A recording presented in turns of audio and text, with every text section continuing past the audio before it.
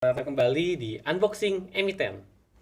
Sobat Yasa, senang sekali saya David Sutianto yang akan menjadi host pada hari ini di acara Unboxing Emiten bersama dengan PT Jasa Armada Indonesia Tbk atau yang kita kenal dengan tikernya IPCM. Pembahasan kali ini akan membahas mengenai peluang investasi dan tantangan layanan pemanduan kapal. Sebelumnya teman-teman, disclaimer on ya, kegiatan ini bukan merupakan rekomendasi untuk membeli atau menjual suatu instrumen investasi. Semoga Sobat CSA semua dapat bijak dalam melakukan keputusan investasi. Sudah hadir tengah-tengah kita bersama Ibu Santi Puruhita selaku Direktur Utama dan PLH Direktur Komersial dan Pengembangan Bisnis, dan juga Bapak Edi Hastiani selaku Sekretaris Perusahaan dari PT Jasa Armada Indonesia Tbk. Selamat siang Ibu, selamat siang Bapak. Selamat siang. Gimana Pak kabarnya? Baik? Baik. Sehat semua Semangat. ya? Sehat. Oke, ya Sobat Jasa, karena kali ini kita live, jika ada yang ingin bertanya mengenai PT Jasa Armada Indonesia Tbk, silahkan tulis di kolom komentar ya. Dan nanti kita akan bacakan satu persatu pertanyaan di segmen terakhir. Oke Bu, ini IPCM ya Bu ya? Iya betul. Nah, ini bergeraknya di bidang apa sih Bu? Dan bedanya dengan yang saya kenal ada IPCC juga tuh Bu. Oke, baik. Saya akan jelasin. Pertama, IPCM itu merupakan grup dari Pelindo, Pelindo Group. Dan Pelindo berarti BUMN ya? Pelindo berarti BUMN. Oke. Betul, kami BUMN, anak perusahaan dari BUMN. Dan kemudian kalau bergeraknya di bidang apa, nggak jauh-jauh dari pelabuhan. Kami bergeraknya di bidang shipping. Jadi pelayanan jasa pandu tunda. Pelayanan jasa pandu tunda itu saya nggak tahu apakah sempat disajikan videonya di bumper atau gimana. Tapi kalau paling gampangnya gini, kalau teman-teman naik pesawat, kemudian lihat ke Jakarta sebelum masuk Jakarta, lihat pelabuhan di bawah ada dam, kan ada kapal banyak yang antri di luar. Betul. Itu baru boleh masuk ke dalam kalau dipanggil. Dan engine harus mati ditarik oleh kapal-kapal kami. Pakai tugboat ya? Pakai tugboat. Oke. Betul. Jadi bisnisnya itu bisnis mandatori untuk safety. Oke, jadi bisnisnya itu adalah tugboat untuk memandu masuk ke dalam pelabuhan. Betul. Selain itu kami juga punya marine advisory yang lain. Jadi itu cuma salah satu dari bisnis kami, yaitu pelayanan pandu tunda. Ada juga marine advisory. Nah, yang paling besar apa tuh Bu? Dari Saat ini masih pandu tunda. pandu tundanya paling besar.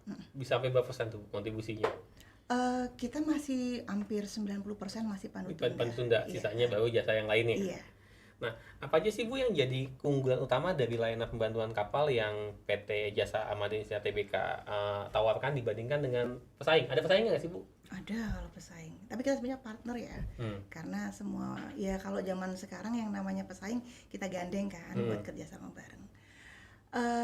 Kalau JAI ini pertama kita udah cukup lama ya. Jadi sejak Pelindo berdiri itu di tahun 60, itu udah 63 tahun berarti kita beroperasi. Kita mulai itu dari sebuah unit pelayanan pandu tunda yang ada di Pelindo. Tugboat berarti ya? Iya, tugboat. Kemudian kita jadi PT sendiri. Jadi PT sendiri itu tahun 2014. Kemudian tahun 2017 kita IPO. Jadi kalau kita IPO sampai sekarang sih baru sekitar 6 tahunan. Terus kita ngoperasikan sekitar 96 kapal. 96 kapal itu kita operasikan untuk wilayah-wilayah di wilayah regional 2, kita sebutnya ex Pelindo 2. Pelindo kan sekarang udah merger ya. Ya. Pelindo dulu kan 1, 2, 3, 4. Sekarang udah merger jadi satu Pelindo. Nah, karena JAI atau IPCM ini berada di bawah anak perusahaannya Pelindo 2 yang domisilinya di wilayah regional 2, maka kita hanya melayani wilayah regional 2 sampai dengan saat ini. Nah, di mana itu Bu, regional 2 Bu? Regional 2 itu kita ada di Jakarta, di Banten, di Cirebon, di Lampung Panjang, di Pontianak, Teluk Bayur, Bengkulu, Jambi, Tanjung Pandan, Pangkal Balam, Sunda Kelapa, di situ. Oh, oke. Jadi operasionalnya bukan hanya di Tanjung Priok doang ya? Bukan hanya di Tanjung Priok. Jadi kalau kita bicara wilayah itu bahkan sampai di Lampung, kemudian sampai ke Pontianak juga gitu Ibu ya? Iya. Lalu ada lagi yang lainnya. Kami itu juga pemegang license BUP. Apa tuh BUP itu Bu? Kalau disebut BUP itu SIM-nya untuk beroperasi sebagai penyedia jasa layanan pemanduan dan penundaan itu harus punya SIM. SIM-nya itu adalah BUP, Badan Usaha Pelabuhan. Dan itu nggak mudah dapatnya. Itu harus punya minimal berapa kapal, harus punya berapa kru yang dan pandunya ada di situ semua. Kewajibannya cukup cukup banyak yang harus dipenuhi. Itu mungkin walaupun sekarang terbuka untuk BUP lain untuk bisa dimasuki, tapi belum banyak juga sebetulnya yang main ke dalam wilayah ini karena investasinya cukup besar. Oke.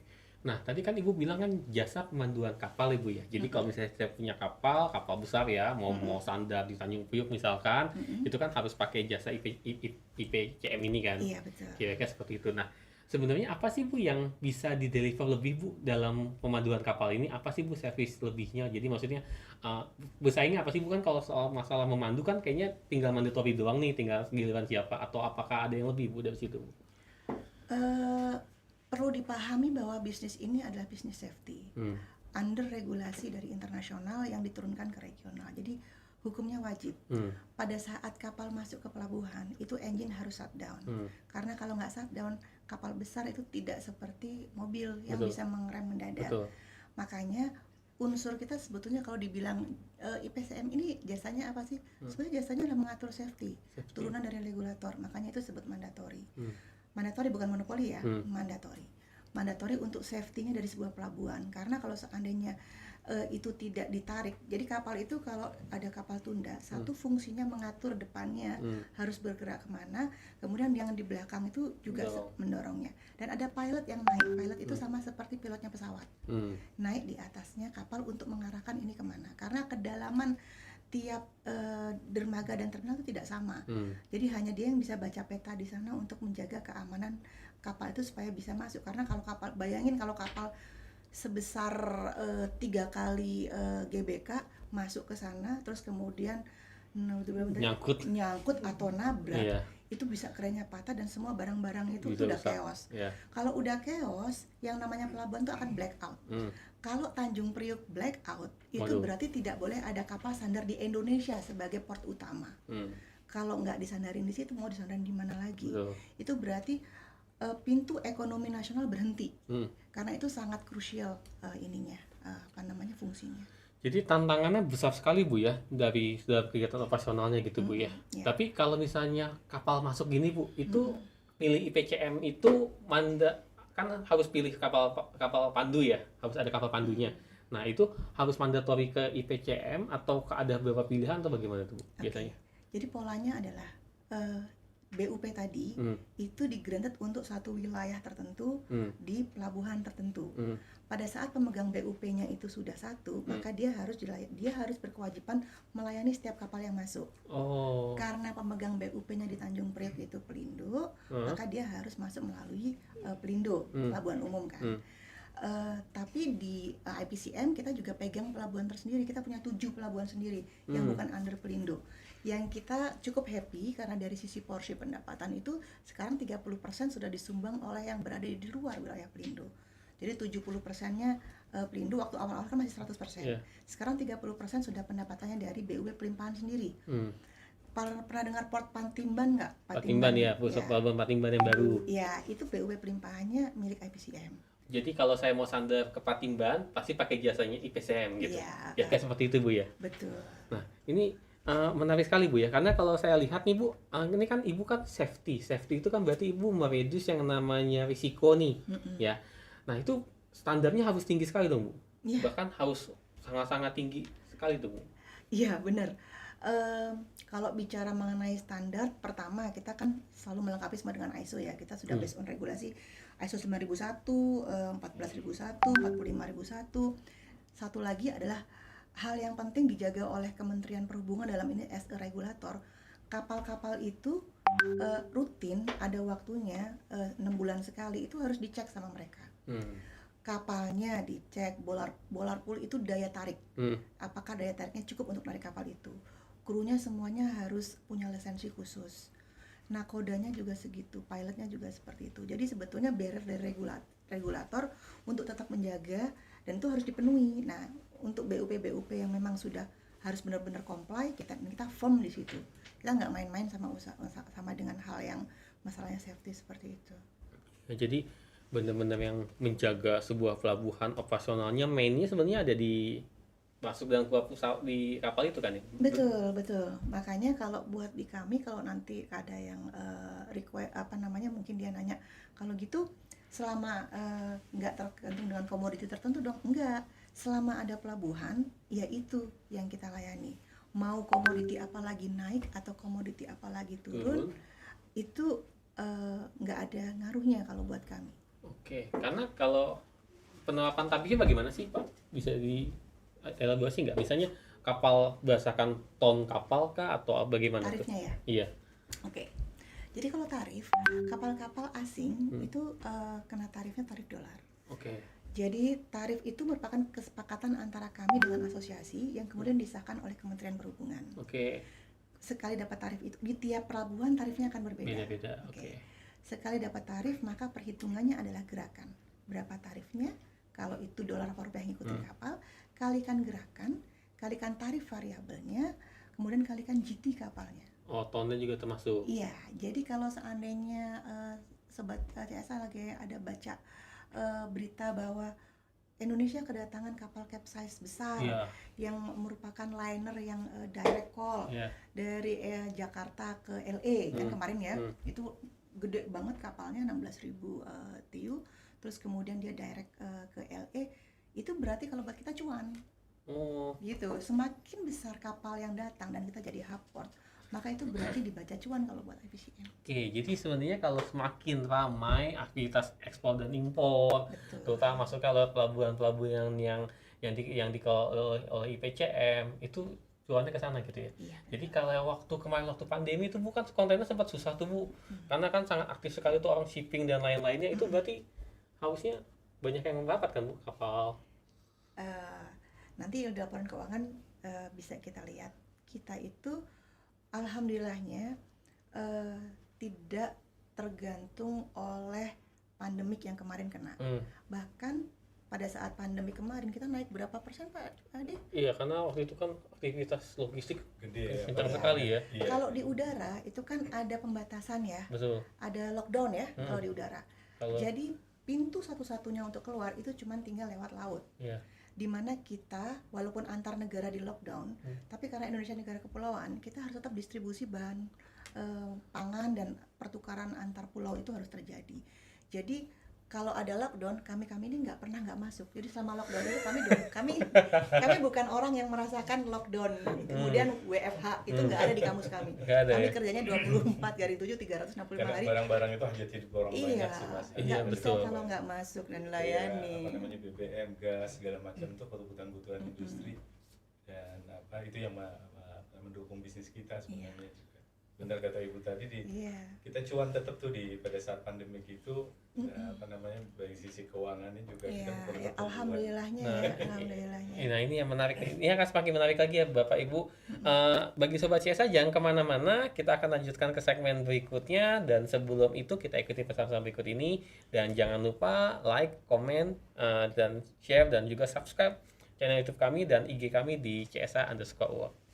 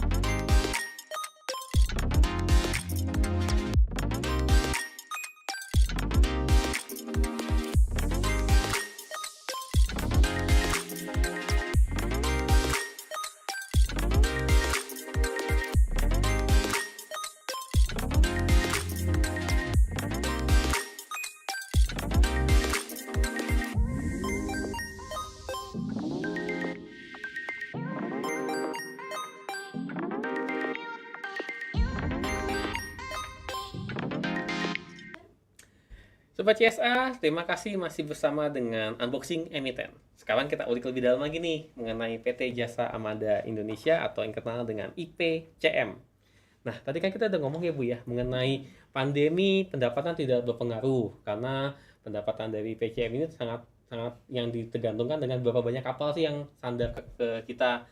Jadi selama aktivitas ekspor dan impor itu masih ada, dan juga kan bukan hanya ekspor dan impor ya, termasuk juga nanti kita kirim goods atau barang dan jasa ke Indonesia Timur misalnya, itu kan juga masih masuk. Intinya selama masih banyak kapal yang sandar, itu akan menjadi cuan bagi IPCM. Nah, gimana sih Bu di tahun ini nih kondisi performance finansialnya, pendapatannya stabil kah atau naik kah atau bagaimana tren? Tahun ini ya. Tahun ini kalau sampai dengan semester TW2 ya. TW2 itu first half berarti ya? Iya, first half. First half itu kita di atas target sebetulnya. Oh ya? Di atas target. Targetnya berapa itu Bu? Kita targetnya ya berapa ya kemarin ininya ya. Pokoknya kita labanya sekarang yang udah laba nih ya. Kalau pendapatannya kita laba di 83 nih. 83 miliar. 83 miliar. Oke. 83,9. Berarti 84 itu lah baru ya. setengah tahun. Itu baru setengah tahun. Buat perbandingannya yang di tahun sebelumnya itu kita labanya 150. Berarti kalau dikaliin 2 udah di atas kan ya? Ya, kalau sebelum tahun 150. Ya, kalau first half year on year kita naik 29,5%. Itu apanya yang naik tuh Pak? 29%. Year to year, maksud saya secara statistik data kita nih, secara labanya ya? laba kita year on year di first half ini ya sekitar 25,5%. 29,5%. Double digit Pak. Kalau top line tadi Pak? Kalau top line-nya di 32,5%. Jadi pendapatan naik 32%. 32,5% Oke. year on year. Saya analis nih Pak. Jadi penasaran nih Pak. Itu 32% naiknya kenapa Pak? Pada Bapak ada tambah kapal baru kah? Atau karena volume atau apa tuh Pak? Atau Bapak naikin tarif? Enggak. Not yet. Not yet. Itu jadi gini, pertama kapal kita nambah. Oke. Jadi dari IPO yang lama itu sampai dengan sekarang kita udah belanjain kapal udah jadi 5. Satu yang kemarin terakhir dapat itu kan alat operasi kita ya. Jadi kapal nambah 1 tunda, 3 motor pandu. Nah nanti sekarang ini kita lagi mau buat 2 lagi. Insya Allah jadi di tahun depan. Terus pasar-pasar baru juga ada. Terus yang paling manis kalau buat kita adalah di Palembang batubara itu lagi naik. Dan kami juga main di tersus-tersus yang nikel. Sekarang kita punya kerjasama di beberapa tersus yang pegang nikel. Jadi batubara sama nikel semakin mereka komoditinya lagi bagus, banyak yang jualan, kami tergerak juga naik ke atas. Oke. Nah tapi kan kalau batubara dan nikel nih mereka sekarang sudah menghadapi dilema harganya mulai turun nih. Tapi kan kalau Bapak Ibu hitungnya kan dari berapa kali kapal dia sandar kan? Iya. Bukan berapa besar, berapa nilai muatannya enggak kan? Enggak. Muatannya mereka kan tetap wajib keluar kan? Tetap wajib keluar, ada betul. Yang harus dipenuhi. Tonasenya sama, harganya doang beda. Iya betul. Oh itu pengaruh juga ya. Jadi kalau sektor tambang bergerak tuh kemudian permintaan keluar juga tinggi, dalam hal ini produksi mereka meningkat, berarti kan makin banyak kapal yang sandar kan? Iya betul. Nah itu akan nambah cuan di Bapak. Iya. Buat kami sebetulnya bisa apa aja, kalau kargo naik kita naik. Lagi pembangunan sekarang kan Patimban lagi digerakkan lagi untuk pembangunan yang tahap berikutnya. Alat-alat industrinya masuk, kan harus ada yang narik juga. Jadi even belum pelabuhannya belum operasional 100% pun karena alat-alatnya dan lain masuk, cuan lagi. Iya. ini perusahaan yang menarik sekali nih, karena kalau misalnya kita bicara nih, dari kemarin banyak yang bilang tambang, tapi kan tambang sekarang agak sedikit lesu karena harganya mulai turun. Kemudian juga sektor-sektor lain kan tengah tergantung dengan daya beli dan lain-lain. Kalau ini tergantung berapa banyak kapal yang sandar. Iya, karena hitungannya kan kapal yang sandar. Jadi selama ada kebutuhan sesuatu hal apapun juga di belakang pelabuhan kita mau dibangun smelter besar, barang-barang industrinya masuk untuk muat smelter, kan harus ditarik. Harus secara mandatori, emang kan mereka nggak bolehin. Jadi kan ya tetap kita harus layani. Oke, ini menarik nih. Jadi ada sebuah perusahaan yang dalam kondisi apapun bisa tetap cuan. Karena kenapa? Karena dia tidak terkait dengan naik turun harga komoditas, tapi terkait dengan berapa banyak kapal yang sandar. Dan even pun kalau misalnya kemarin waktu pandemi pun kan juga karena tadi diceritakan kan udara ditutup, jadi kan semuanya via laut, dan bahkan saya dengar sempat jadi krisis kontainer ya, jadi artinya kapal itu gerak sedemikian masif, dan itu akan nambah juga. Iya, jadi kalau kontainernya aja krisis itu berarti seramai apa waktu itu pergerakannya antar kapal, antar pulaunya itu. Oke. Tadi naik 32% di pendapatan, bottom line naik 25%. Iya, 29,7%. Nanti sampai end of the year diproyeksikan masih sama nggak kenaikannya atau bagaimana tuh? Supposed to be double I think. Double. Jadi katakanlah 83 ya kali 2 aja. Tinggal kali 2 aja. Supposed to be. Ya gampang-gampangnya lah kira-kira, tapi kita akan jaga seperti itu. Oke. Nah, satu hal nih yang menarik dari IPCM nih ya. Di sini saya lihat data ya, Bapak Ibu ini termasuk orang yang rajin dalam hal membagikan dividen. Nah. Itu karena ya itu nih tuh BUMN ya. BUMN kan harus rajin nyetor ya. Nah, ini juga kejadian di IPCM, dan yang sangat menariknya lagi adalah kan kalau kita bilang dividen payout ratio ya tahun lalu di sini datanya sekitar 70% ya Bu ya.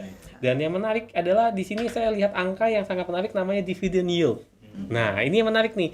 Jadi kalau sobat-sobat CSA tahu ya, biasanya dividen itu kan di bawah 5% ya. Jadi kalau kita beli sebuah saham, nungguin dividennya paling setahun tuh return imbal hasilnya sekitar 2-5%-an. Nah, IPCM ini bahkan sampai 7,40% tuh Bu. 7,56. 7,56. Ya, ini saya dengan data yang harga terakhir. Nah, ini kalau full year saya ya, full year. Jadi itu sama aja kayak gini Pak. Saya saya misalnya punya uang nih, saya belikan saham IPCM, kemudian saya dapat return sekitar 7% setahun. Tanpa harus saya jual. Yes. Oh, ini saham-saham yang benar-benar under value banget. Daripada deposito kan? Iya, lebih bagus daripada deposito. Ya, How come? juga, kan? Kenapa Ibu bisa seperti itu? Ya, pertama kita selalu komitmen ya. Kita selalu komitmen untuk memberikan dividen yield yang terus meningkat. Nah, dan kemudian secara fundamental kita kan juga memang meningkat. Kan nggak ada alasan buat kita kalau fundamentalnya kita meningkat seperti itu, kita ngasih dividen yield yang di bawah itu gitu kan. Secara untuk bisnis kita masih punya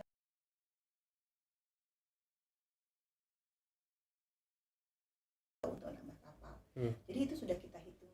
Oke, bicara kecukupan dana nih, kan kalau namanya BUMN kan sekarang banyak nih yang nafsu akan ekspansi sehingga akhirnya beban hutangnya besar, posisi hutangnya besar. Nah, kalau IPCM ini bagaimana ini? Kebetulan kami nggak punya hutang sih. Nggak punya hutang? Kok bisa Bu? Kebetulan dana IPO kami masih cukup untuk kita belanjakan sesuai dengan prospektus untuk membelanjakan kapal-kapal secara untuk investasi. Selebihnya kami masih belum membutuhkan loan tersebut, tapi bukan berarti kami nggak mikir untuk ekspansi yang ke depannya gitu.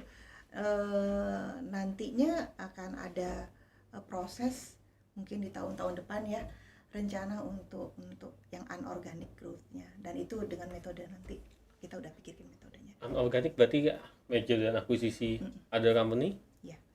Oke, nah ini menarik nih karena secara pertumbuhan oke, secara valuasi juga kalau boleh saya katakan di sini PE-nya di bawah 10. Jadi 10 itu benchmark tuh Bu. Biasanya kalau di bawah 10 itu dianggapnya murah. PBV-nya juga hanya sekitar 1,3 kali. Ya, jadi masih cukup bagus, dan marginnya pun juga marginnya juga tebal, dagingnya juga tebal. Di sini gross profitnya 25%, net profitnya sekitaran 14%. Jadi dan prospeknya nih Bu ya, kalau kita bicara ini kan sekarang kondisi bagus nih, siapa tahu kan tahun depan agak anjak nih Bu. Nah, kalau dari Bapak dan Ibu memandang tahun depan ini bagaimana? Apakah trennya masih akan berlanjut ataukah sempat ada tantangan dan lain-lain nih? Kan semua orang pada bilang tahun depan tuh tahun politis ya. Tahun ini sebenarnya Bu. Tahun ini ya. Iya, karena pemilunya kan di Februari Bu. Iya. Ya kalau berarti kalau mulai tahun ini kami sih masih belum melihat ada gejala-gejala ke arah sana sih. Karena kalau seperti kata orang-orang kita tanya juga, yang namanya tahun politis itu tetap aja orang butuh makan gitu, tetap aja produksi. Yang namanya perjanjian jangka panjang untuk ekspor mobil, untuk ngeluarin barang dari tambang itu udah ada dan tetap harus diproduksi untuk dibuat. Jadi, dan apalagi sekarang juga kayaknya biasa-biasa aja, nggak akan berpengaruh besar. Dan kalau dilihat potensinya, sebagai gambaran, tersus atau terminal khusus yang tersebar di Indonesia, ya alhamdulillah Indonesia itu kan negara archipelago ya. Jadi tersus-tersus yang tersebar itu ada sekitar ribuan. Kalau yang kita kelola yang gede-gedenya baru sekitar 22 sama kerjasamanya, berarti kan kami masih punya playing field yang luas di situ. Oke. Gitu. Jadi, Karena kalau sekarang Pelindo di satu Bu ya, jadi Ibu bisa ke bagian Indonesia manapun gitu. Iya, betul. Dan bahkan bisa punya pelabuhan sendiri kan, mengelola pelabuhan sendiri kan. Nah, satu hal yang menarik nih Bu, tadi kan kita bicara potensinya, pendapatan dan lain-lain. Sekarang saya bertanya nih Bu, kalau dari sisi biaya nih Bu, apa sih Bu yang harus kita perhatikan Bu? Biaya Ibu paling banyak tuh keluar di mana sih Bu? Oke, biaya ini kayaknya kita semua ke impact-nya tuh sama BBM, bensin. BBM. 40% cost kami itu adalah untuk cost strukturnya untuk di BBM. Jadi jujur pada saat kemarin ada perang itu harga minyak naik itu kami harus luar biasa memperkuat prosesi operasional. Jadi hal-hal yang langsung kita perhatikan itu adalah operational excellence dengan cost efisiensi dan efektif. Digital dikuatin tuh maksudnya gini, kita akan waste BBM kalau seandainya ada kapal datang ke tengah laut mau jemput kapal besarnya tapi waktunya nggak pas. Itu berarti karena kapal itu nggak bisa dimatikan, jadi engine-nya akan terus nyala walaupun dia udah di tengah laut, terus kemudian dia lagi nungguin kapalnya nggak datang nih gitu kan. Itu kan bakar bensin gitu kan. Tapi dengan teknologi yang ada kita bisa memprediksikan kapal itu datangnya kapan dan udah janjian tepat waktu. Begitu itu datangnya tepat waktu, berarti kami menghemat cost kan dari bidang BBM. Kemudian dia akan jalan ke arah sana. Itu dari sisi IT. Kemudian kami juga berusaha untuk mengkonvert kapal-kapal motor pandu kami dengan ada tenaga surya ya. Gitu. Jadi kemudian ada juga yang pakai listrik sekarang. Jadi kita mencoba mengcombine hybrid seperti itu untuk mengantisipasi supaya kita belajar nih bahwa dengan adanya BBM seperti itu cukup membuat kita agak deg-degan gitu. Makanya kedepannya kita harus punya antisipasi itu. Oke, jadi aspek kritisnya itu hanya di BBM aja Bu ya? Iya, kalau kami. Karena itu yang paling besar costnya. Dan itu mudah dianalisa bagi Sobat CSA nih ya. Ingat, ada perusahaan yang income-nya cenderung stable, kalau arus lalu lintas kapal tuh banyak, income-nya juga akan banyak. Faktor risikonya harus kita lihat hanya di BBM. Dan itu sangat simpel sekali untuk kita bisa lihat. Kalau BBM naik ya mungkin agak kurang momennya, tapi so far BBM ya memang trennya kan saat ini kan cenderungannya kan OPEC ingin menurunkan malah, ingin terus menurunkan. Dan juga ya inilah yang akan masih menarik. Oke, Sobat CSA tetap di channel kami karena nanti akan ada informasi menarik lainnya. Dan kalau masih ada Sobat CSA yang ingin kirimkan pertanyaan, feel free, silahkan taruh di kolom komentar. Dan di segmen berikutnya nanti akan kita bacakan. Kita jeda sesaat dulu untuk mengikuti pesan para berikut ini.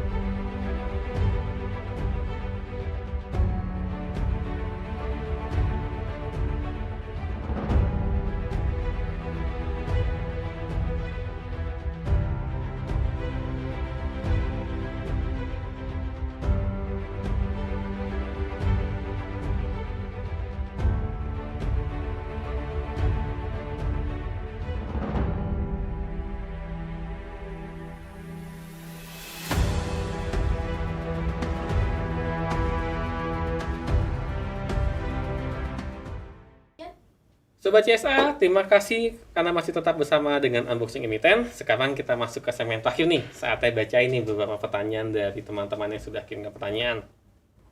Oke, ini yang pertama ada yang menanyakan bagaimana komitmen IPCM terhadap tanggung jawab sosial dan bagaimana kinerja nyata IPCM dalam hal ESG. ESG itu environmental, sosial, dan governancy.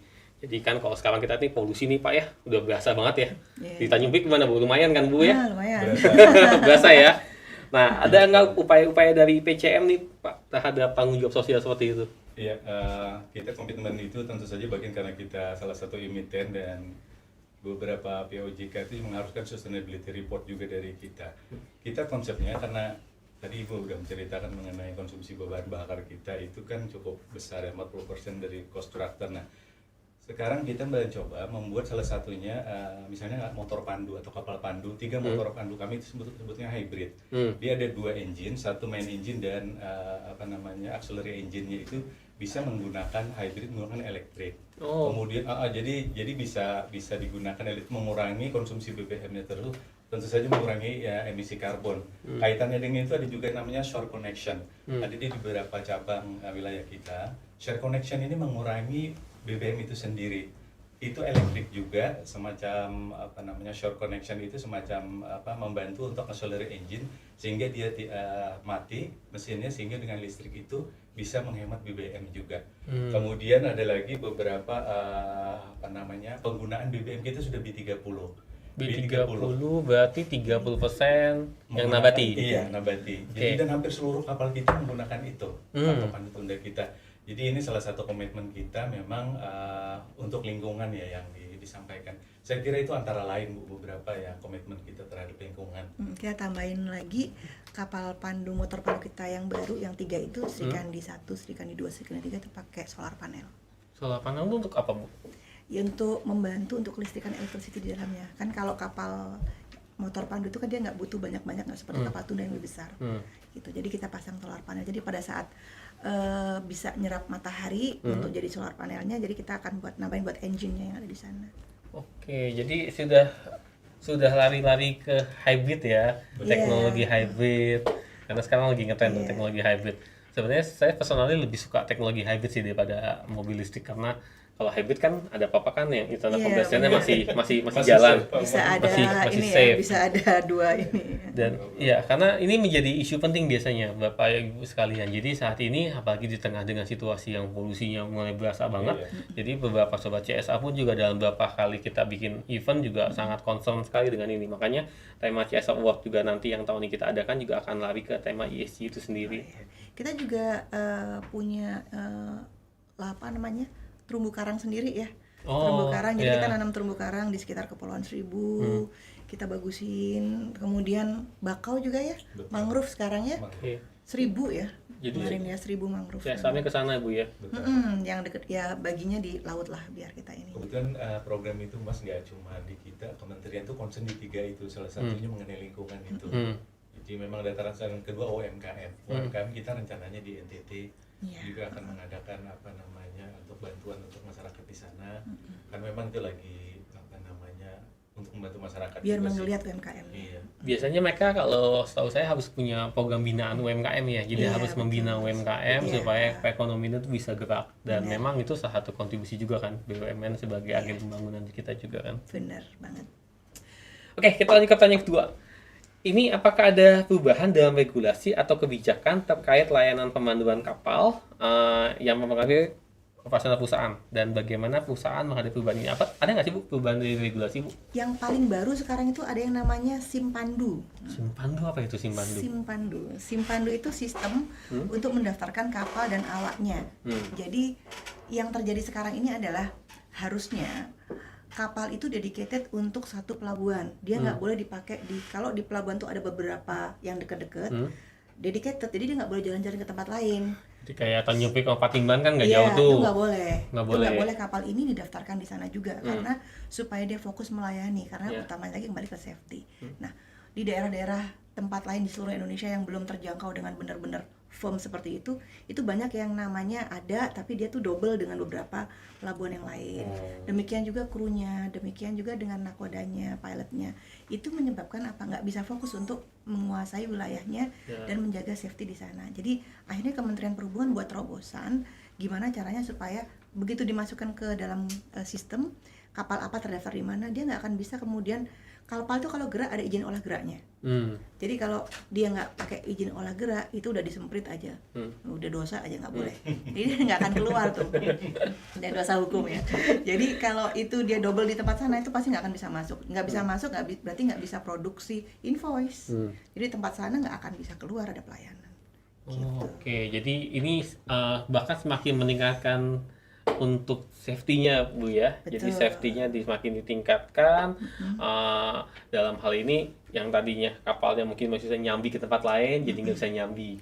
Dan itu juga harusnya semakin mendorong IPCM juga untuk makin banyak investasi ya, karena kan Betul. kapalnya kan jadi dedicated semua kan. Betul karena sekali lagi kami kan wajib memenuhi PNBP untuk negara ya. Nah, banyak PNBP yang belum maksimal didapatkan gara-gara hal yang seperti itu. Okay. Jadi nggak terlacak, kapalnya masuk-masuk aja, jalan-jalan aja, nggak ada PNBP-nya. Ya udah, jadi nggak akan membawa nilai tambah buat negara. Oke, itu regulasi takimnya ya. Tapi ya pasti yang saya tahu kalau misalnya industri safety seperti ini sih disebut industri safety ya, karena kan harus safety, itu pasti akan butuh banyak regulasinya. Dan IPCM ini dalam strateginya akan selalu comply mengikuti semua itu kan, karena kalau enggak. Iya benar. Ya namanya juga bisnisnya safety ya. Jadi kalau safety itu udah masuk di paling atas lah.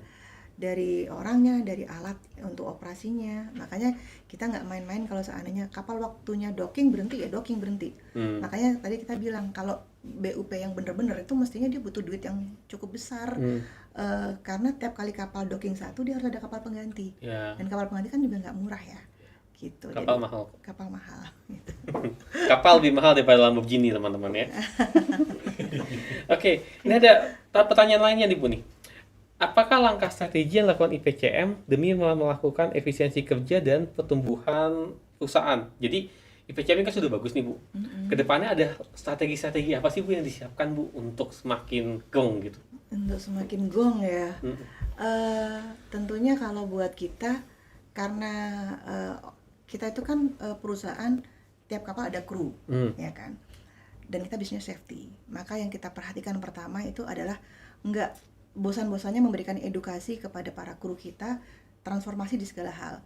Cara benerin kapal kalau lagi ada emergency tiba-tiba, kemudian BBM, caranya menggunakan dengan baik seperti apa. Menggunakan dengan baik itu maksudnya gini, kayak orang pakai mobil, dia tahu kapan harus ngegas, kapan harus ngerem. Kalau mobil dipakainya buat kebut-kebutan, tentunya nggak lihat cc-nya, dapat aja dia boros ya kan. Nah itu juga harus dikasih edukasi safety sekitarnya, dia harus seperti apa untuk kalau ada emergency atau kemudian ada tabrakan atau ada apa. Kemudian digital itu kami eager untuk berusaha di setiap tempat didigitalkan. CCTV sekarang sudah mulai kami pasang di tiap kapal, di dalam kapal. Jadi kapal berlayar kemana saja kami bisa lihat CCTV-nya di dalam kapalnya. Dan online. Dan kami bisa lihat dari kantor. Kami punya kayak monitoring room-nya untuk mantau itu. Jadi 90 kapal itu pergi kemana aja? Ya, pergi kemana aja kami bisa lihat dia jalan kemana, dan kami bisa lihat dalamnya kapal itu gimana. Siapa yang lagi nyupir, ruang mesinnya kayak apa. Jadi CCTV-nya banyak dipasang soalnya di dalam mesin juga. Itu juga penting buat kami untuk kalau ada apa-apa kami punya dokumentasi terkait dengan kecelakaan atau apapun juga. Collision itu kan kami harus punya dokumentasi, itu record soalnya. Gitu. Jadi memang banyak investasi yang dilakukan, tujuannya supaya semakin efisien ya Bu ya. Iya. Karena ngaji efisiensi itu yang is a must Pak. Iya, zaman sekarang ya. Ini satu lagi nih Bu. Pertanyaan tambahan, apakah ada rencana corporate action dalam waktu dekat? Clue-nya adalah pada saat merger 1, 2, 3, 4 Pelindonya, maka wilayah JAI saat ini baru melayani regional 2. Pelindo itu kan punya regional 1, regional 3, regional 4. Nah, kita Bu, pembagiannya gimana sih Bu? 1, 2, 3, 4 Bu, saya orang awam nih Bu. Oke. Seperti Angkasa Pura. Jadi kan 1, 2 by region. Iya. Nah, jadi kalau Pelindo 1 itu wilayahnya di Medan dan sekitarnya. Oke, daerah Belawan situ ya. Daerah Belawan. Kalau Pelindo 2 itu di Jakarta dan sekitarnya, sebagian Sumatera, sebagian Kalimantan. Kalau Pelindo 3 itu Makassar, di Jawa Tengah, Jawa Timur, Denpasar, sebagian Kalimantan itu regional 3 atau Pelindo 3. Pelindo 4 Sulawesi, Halmahera, Papua.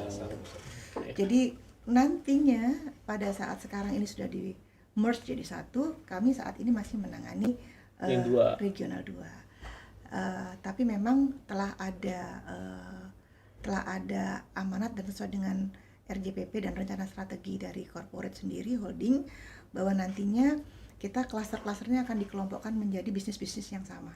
Nah, itu membuat peluang kita untuk mungkin nanti melakukan aksi korporasi masih terbuka. Masih mungkin ya teman-teman. Kalau mungkin itu berarti masih spekulatif. Nah, justru yang spekulasi ini yang harus kita manfaatkan nih, karena saya jujur baru lihat, biasanya saya taunya IPCC ya, karena teman saya sekjen di AI juga di IPCC.